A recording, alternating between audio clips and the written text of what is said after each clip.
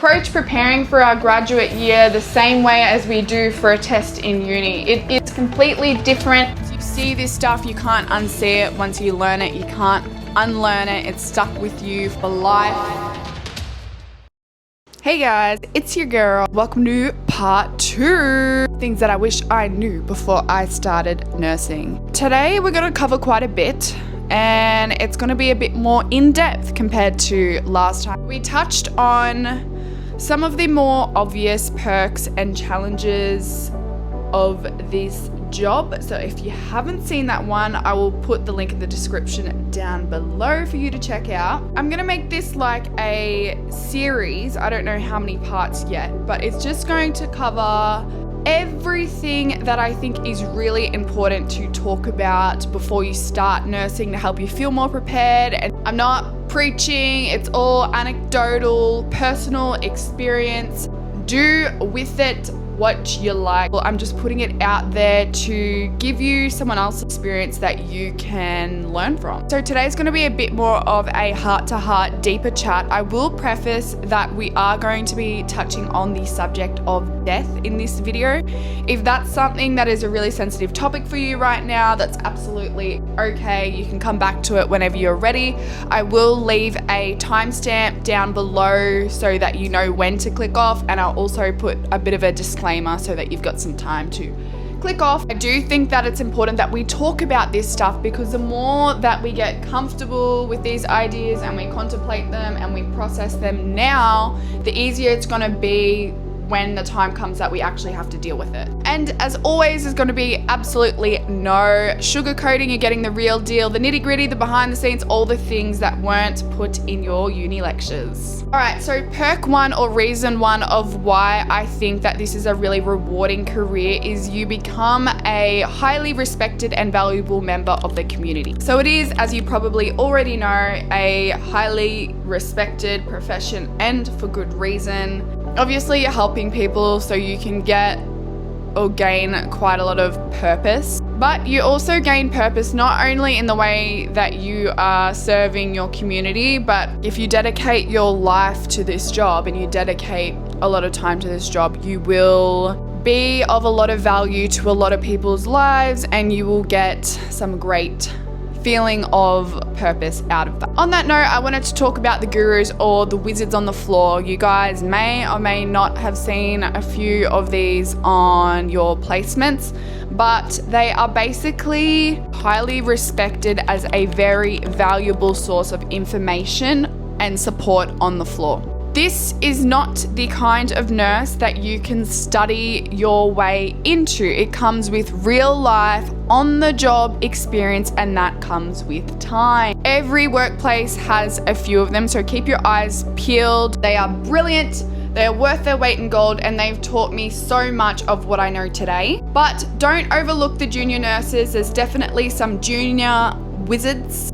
Some of the younger nurses who have been on the floor for a few years are also a really valuable source of information and support for you. It's definitely a kind of nurse that you can aspire to be. Find your niche, and you've gained a lot of knowledge and experience. You're then able to pass that information on to other nurses who can then teach other nurses. It's kind of like this butterfly effect, which I think is really cool. Alrighty, perk 2 or reason 2 of why this can be a really rewarding career is nursing keeps you smart. So even if you are not trying to learn things, if you're not actively studying and cramming, which isn't something that I recommend that you do anyway, you are getting better and better and smarter and more skilled every single day. There is so much to learn, and you're always learning. One of the top things or sayings that I hear, no matter how experienced a nurse is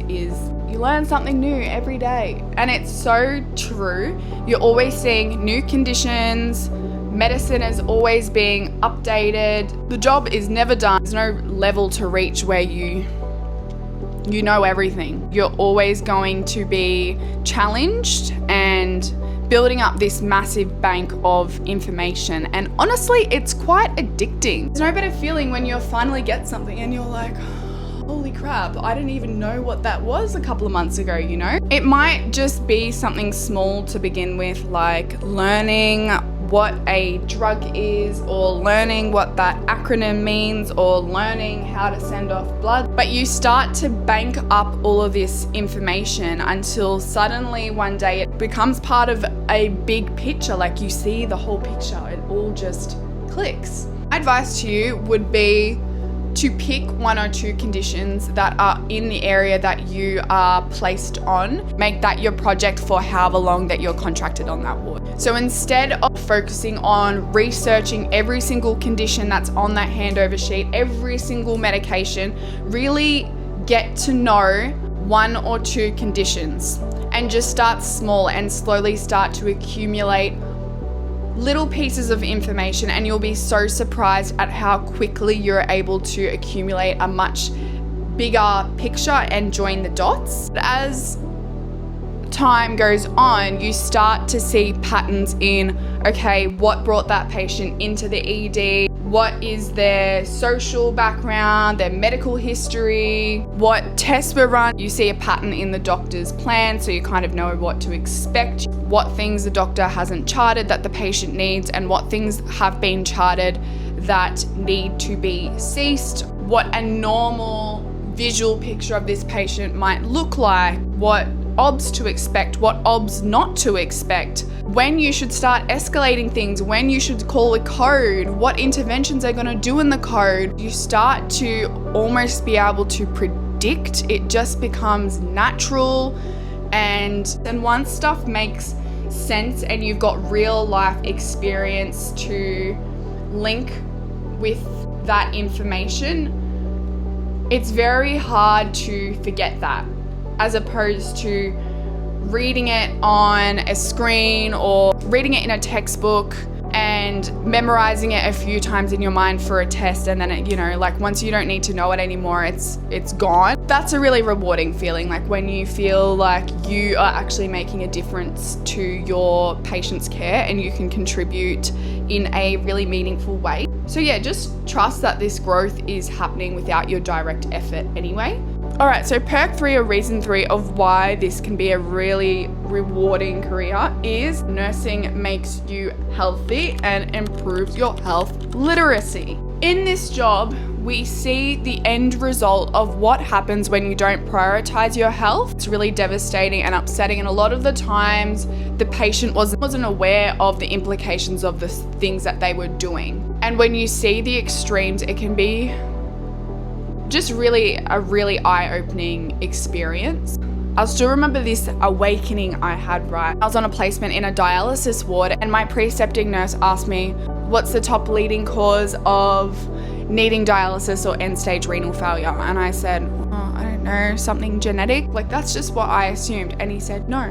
Number 1 is diabetes, and number 2 is hypertension. He said, I think maybe 1 or 2 of our regulars at the moment, it's a genetic or predisposed kidney problem. But yeah, the rest, it's uncontrolled diabetes and hypertension. My mind was just blown. I was like, what?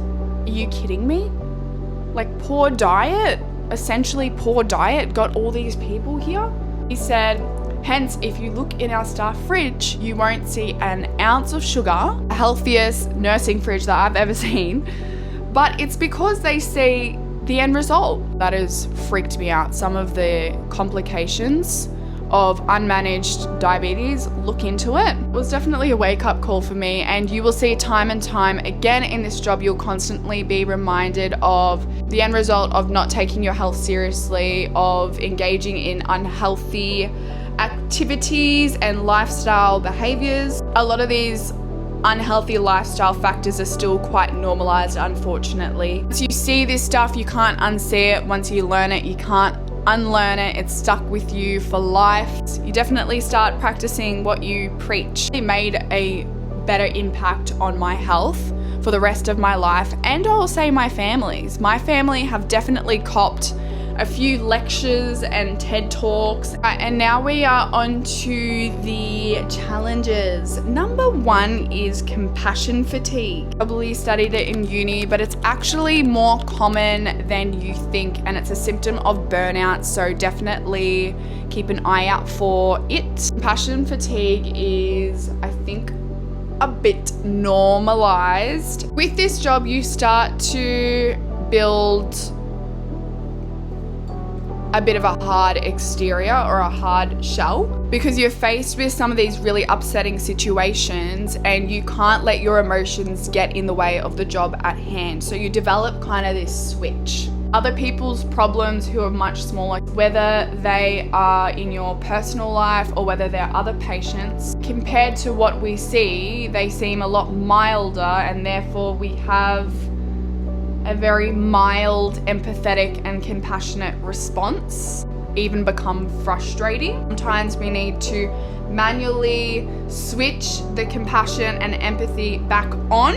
All right, challenge 2, burnout from skipping break. Learn from my mistake. Just because you're in an area where it's normalized for you to not take regular breaks does not mean it is okay, and it does not mean it is normal. Especially as a grad, especially as a new nurse, it is more important than ever that you are taking regular breaks to refuel, rehydrate, pee, read a book, sit down, go outside, get some fresh air. I definitely jumped on the no break train in my graduate year because that's just what everyone was doing. It was a really busy and heavy place to work, and it was quite common that you didn't get a break. But I just thought that was normal, and it led to me feeling really burnt out. And it also meant I never learned how to advocate for my breaks or time manage for my breaks. I'd always just work through.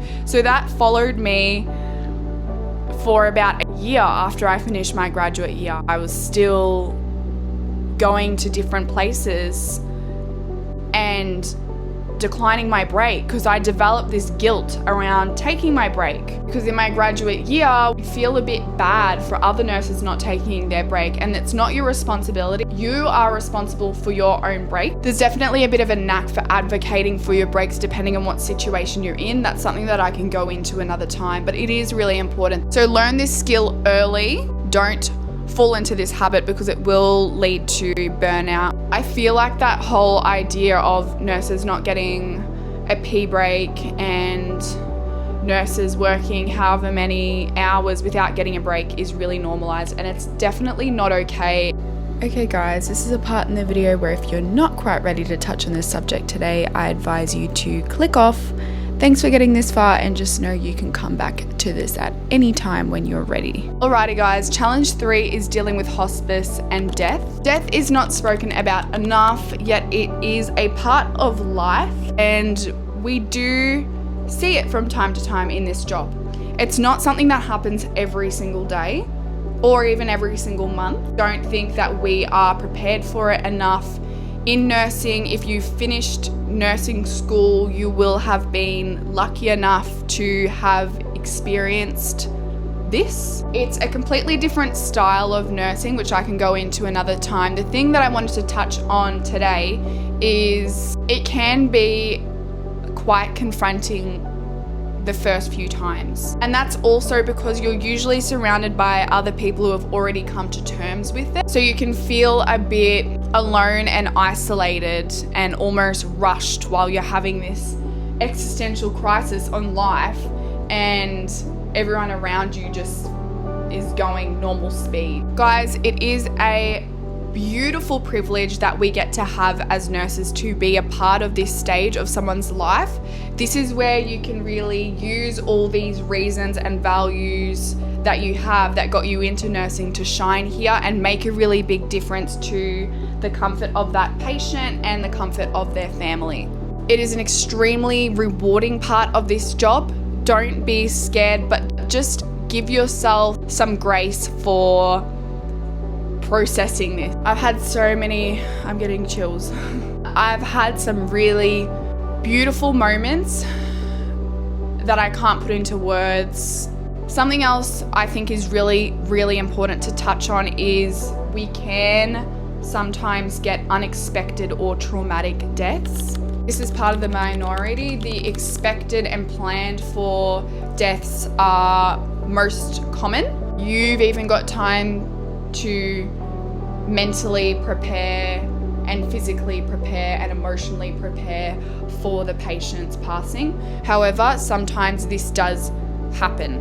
I will say it's usually in the more busier, acute environment where you might not necessarily have as much time to have a breather. You've got so much going on and you've kind of just got to move on to the next thing, and you don't really get time to process it. You might have something really traumatic or unexpected happen, even just code blues, and you've got to still maintain a positive, therapeutic, compassionate relationship with the rest of your patients who might not be in the best mood for whatever reason.